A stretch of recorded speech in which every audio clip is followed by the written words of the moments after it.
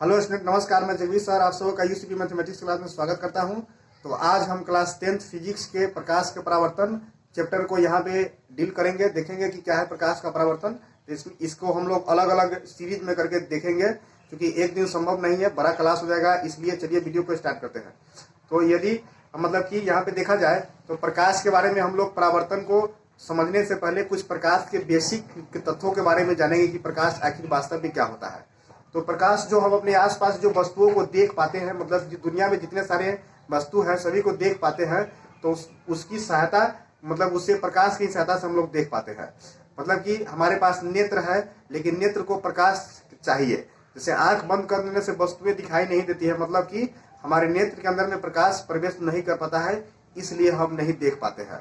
तो प्रकाश का बेसिक जो आपका डिफिनेशन यही हो जाएगा। प्रकाश वह कारक है जिसकी सहायता से हम किसी वस्तु को देख पाते हैं। अर्थात प्रकाश कहा जाए तो क्या है, ये हमें हर माध्यम में हमको मदद कर रही है। जैसे वायुमंडल में भी हो गया तो देख पाते हैं, ग्लास में भी देख पाते हैं, जल में भी देख पाते हैं, तो सभी में हमको प्रकाश हेल्प करता है। तो यहाँ पे हम लोग देखेंगे प्रकाश। तो प्रकाश में क्या हो गया, प्रकाश मतलब हो गया कि यह किसी वस्तु को देखने में हमको मदद कर रहा है, इसकी सहायता से वस्तु को देख पाते हैं। हम आपको बता देना चाहेंगे कि प्रकाश को हम विभिन्न सोर्सों से प्राप्त करेंगे।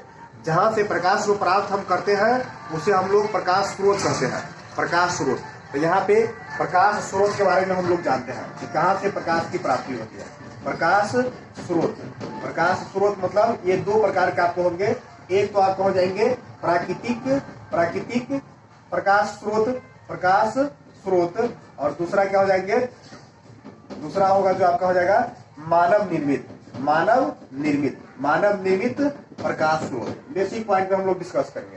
प्राकृतिक प्रकाश स्रोत वैसा प्रकाश स्रोत जो प्रकृति द्वारा निर्मित है, उसे हम लोग कहेंगे प्राकृतिक प्रकाश स्रोत।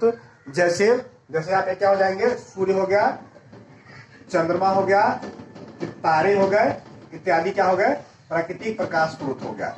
लेकिन वैसा प्रकाश स्रोत जो मानवों द्वारा निर्मित है, उससे जो प्रकाश हमें प्राप्त होता है उसे हम लोग कहेंगे मानव निर्मित प्रकाश स्रोत। जैसे आप देख लीजिए तो क्या होता है, लालटेन हो गया, मोमबत्ती हो गया, समझे कि नहीं, विद्युत बल्ब हो गया, ETC करके हो गया। ये सभी क्या हो गया, आपका मानव निर्मित प्रकाश स्रोत है।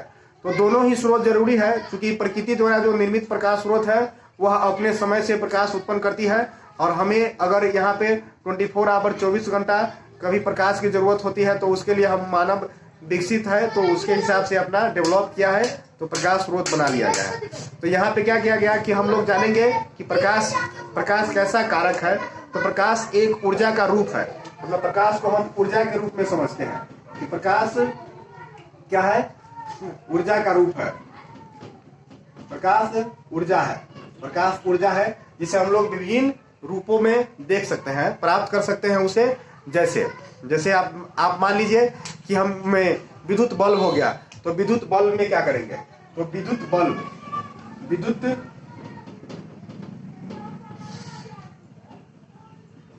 बल्ब का क्या काम क्या है। तो विद्युत बल्ब क्या करता है, यह विद्युत ऊर्जा को प्रकाश ऊर्जा में बदल देता है।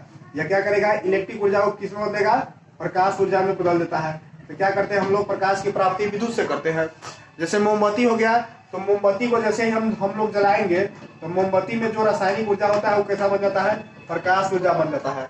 तो इस प्रकार से हम कह सकते हैं कि प्रकाश ऊर्जा का एक रूप है जिसे हम लोग विभिन्न रूपों में प्राप्त करते हैं, देख सकते हैं, और इसे विभिन्न स्रोतों से प्राप्त करते हैं। तो बेसिकली प्रकाश के दो स्रोत, मानव निर्मित प्रकाश और प्राकृतिक प्रकाश स्रोत। और यहाँ से हम लोग करेंगे कि प्रकाश की प्राप्ति अलग अलग माध्यमों से विभिन्न रूपों में कर सकते हैं, जो इसकी आवश्यकता हमें होती है।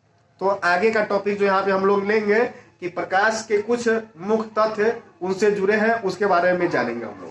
तो यहाँ पे से आपका जो हो जाएगा वो पॉइंट हो जाएगी कुछ मुख्य के तथ्य। तो यहाँ से देख लीजिए, तो हम लोग देखेंगे पहला नंबर में हम देंगे प्रदीप्त, एक नंबर में देंगे प्रदीप्त वस्तुएं क्या है। तो इसको हम लोग देखेंगे कि वैसी वस्तुएं जिससे प्रकाश उत्सर्जित होती है या स्वयं के प्रकाश से प्रकाशित होती है, उन सभी वस्तुओं को हम लोग प्रदीप्त वस्तु कहते हैं। जैसे कौन ऐसा वस्तु है जो प्रकाश उत्पन्न करता है, तो ये आपको हो जाएंगे सूर्य हो गया, समझे कि नहीं, लालटेन हो गया, लालटेन हो गया, चंद्रमा हो गया, कि तारे हो गए, समझे कि नहीं। उसके बाद हो गया बल्ब हो गया, ये सभी क्या है, प्रदीप्त है, जो प्रकाश उत्पन्न करती है, ईटीसी आप इसको बोल सकते हैं। उसके बाद दूसरा नंबर में हम लोग जानेंगे अप्रदीप्त वस्तुएं, अप्रदीप्त जो प्रकाश उत्सर्जित नहीं करती, वैसी वस्तुएं जो प्रकाश उत्सर्जित नहीं करती, किसी अन्य प्रकाशित या दीप्त वस्तुओं के प्रकाश के सहयोग से प्रकाशित होती है, उसे हम लोग कहेंगे अप्रदीप्त वस्तुएं। तो ये आपके हो जाएंगे, जैसे लकड़ी हो गया, लकड़ी हो गया, कोयला हो गया, घर हो गया, पेन हो गया,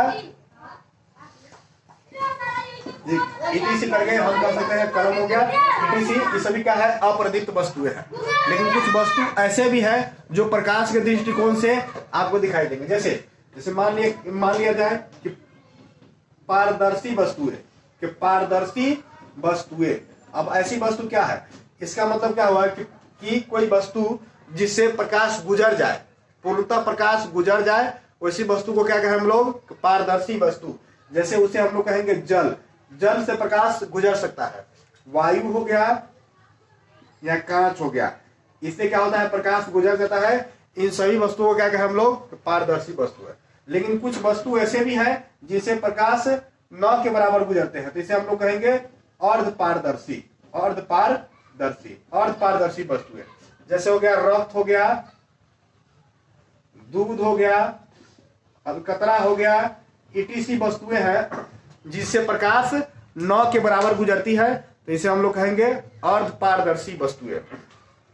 लेकिन कुछ वस्तु ऐसे भी है जिनसे प्रकाश नहीं गुजरता है, जिससे प्रकाश नहीं गुजरता है, ऐसी वस्तुओं को हम लोग कहेंगे अपारदर्शी वस्तुएं, अपारदर्शी वस्तुएं। तो क्या लिखेंगे इसे, अपारदर्शी, अपारदर्शी वस्तुएं। जैसे ले लो घर हो गया, कुर्सी हो गया, टेबल हो गया।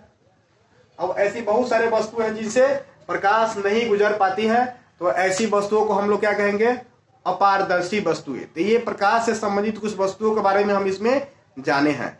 तो आगे हम लोग जानेंगे प्रकाश के कुछ बेसिक, प्रकाश के गुण के बारे में हम लोग यहाँ पे डिस्कस करते हैं कि प्रकाश के गुण क्या है। मतलब दुनिया में जितने सारे जीव जंतु पशु पक्षी जो भी चीज बने हुए, सबका अपना अपना कुछ न कुछ गुण है, उसको हम गुण के हिसाब से मान लेते हैं कि ये चीज है। तो प्रकाश के बारे में कहा गया कि प्रकाश जैसे सूर्य से प्रकाश निकलता है, तो यहाँ पे अगर पृथ्वी है और यहाँ से सूर्य से प्रकाश रिलीज हो रहा है, तो बहुत बड़ी दूरी तय करती है। मतलब प्रकाश गमन करती है, तो गमन करती है तो कहाँ पे करती है, या किस माध्यम में करती है, ये बहुत सारे सवाल बनते हैं। तो इन सवालों का जवाब है कि सभी माध्यम में गमन करती है। मतलब प्रकाश के गमन के लिए माध्यम की आवश्यकता होती है, आवश्यकता नहीं होती है। प्रकाश के संचरण के लिए क्या हो जाएगा, संचरण के लिए माध्यम की आवश्यकता नहीं होती है। यह संचरण के लिए माध्यम की आवश्यकता इसका नहीं होती है, नहीं है, समझे नहीं। मैं सभी माध्यमों में गमन कर सकती है, प्रकाश सभी माध्यमों में गमन कर सकती है। तो प्रकाश कहा गया कि जब गमन करती है तो कुछ न कुछ होंगे, तो इसे हम लोग प्रकाश को यहाँ पे विद्युत चुंबकीय तरंग के रूप में मान लिया गया। विद्युत चुंबकीय के तरंग, विद्युत चुंबकीय के तरंग है।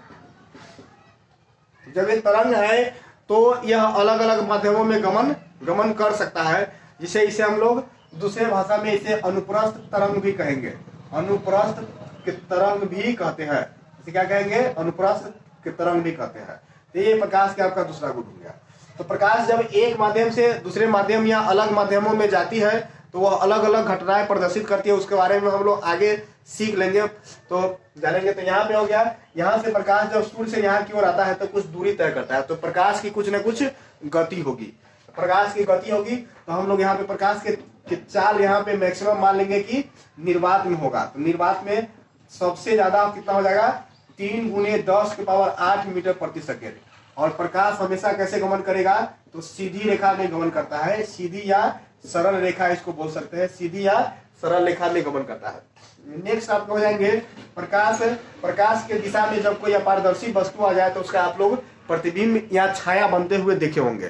तो प्रकाश किसी अपारदर्शी वस्तुओं के छाया बनाती है, तीक्ष्ण छाया उसको हम लोग कह सकते हैं, छाया बनाती है। प्रकाश अपारदर्शी वस्तुओं की छाया बनाती है। और ऐसे प्रकाश विभिन्न घटनाएं प्रदर्शित करती है, जिसके बारे में आगे पढ़ेंगे। जैसे परावर्तन होता है प्रकाश का परावर्तन होगा, अपवर्तन होगा, अपवर्तन लिख सकते हैं। उसके बाद विवर्तन है, विवर्तन, प्रकीर्णन, वर्ण विक्षेपण etc करके आपके सभी चीज पढ़ने हैं। तो इसके बारे में हम लोग आगे पढ़ लेंगे। ये प्रकाश के कुछ बेसिक गुण है। यहाँ से सभी जो हम लोग यहाँ पे गुण लिखा है वो सब ऑब्जेक्टिव के रूप में आपको बन के आ जाएंगे। तो आगे का टॉपिक यहाँ पे हम लोग प्रकाश के कुछ अन्य चीज के बारे में जानते हैं। जैसे हम लोग किरण के बारे में जानेंगे। किरण क्या होता है? किरण मतलब रे, समझे कि नहीं? तो किरण मतलब हो जाएगा प्रकाश कुछ इस प्रकार से हम लोग सूचित करेंगे। जब प्रकाश कहीं से आएगा तो एक ऐसा रे बनाती है, ऐसे गमन करती है। तो प्रकाश जब सरल रेखा में गमन करती है तो उसे हम लोग कहेंगे किरण। सरल रेखा में प्रकाश जब गमन करेगी तो क्या कहेंगे? किरण कहेंगे। सरल रेखा में प्रकाश गमन करती है तो किरण कहते हैं, किरण। उसके बाद हम लोग जानते हैं किरण पुंज के बारे में। किरण पुंज भी इससे ही जुड़ा हुआ है। किरण पुंज जैसे कि यहाँ पे प्रकाश ऐसे करके बहुत सारे प्रकाश जब एक साथ गमन करना शुरू करेगा, एक ही किरण नहीं होंगे, अनेक जब किरणें एक साथ गमन करती है तो उस किरणों के समूह को हम लोग कहेंगे किरण पुंज। किरणों के समूह को क्या कहेंगे? किरण पुंज। किरणों के समूह, किरण पुंज मतलब हो जाएगा किरणों के समूह, इसी को हम लोग बोलेंगे किरण पुंज कहते हैं। इसके भी प्रकार हम लोग जानेंगे कि कौन होंगे। 3 प्रकार के होंगे किरण पुंज, 3 प्रकार के होते हैं। जैसे जब देखो एक बिंदु से प्रकाश अलग अलग दिशाओं में गुजरती है, एक बिंदु से अलग अलग दिशाओं में गुजरती है तो इसे हम लोग कहेंगे अपसारी किरण पुंज कहते हैं। जब प्रकाश एक बिंदु से अलग अलग दिशाओं में गुजरना शुरू करेगा तो इसे हम लोग कहेंगे अपसारी किरण पुंज। इसका विपरीत हम लोग जान लेंगे। जब अलग अलग बिंदुओं से प्रकाश एक ही बिंदु पे मिलती है, ऐसे करके आ जाए तो इसे हम लोग कहेंगे क्या चीज? अभिसारी किरण पुंज।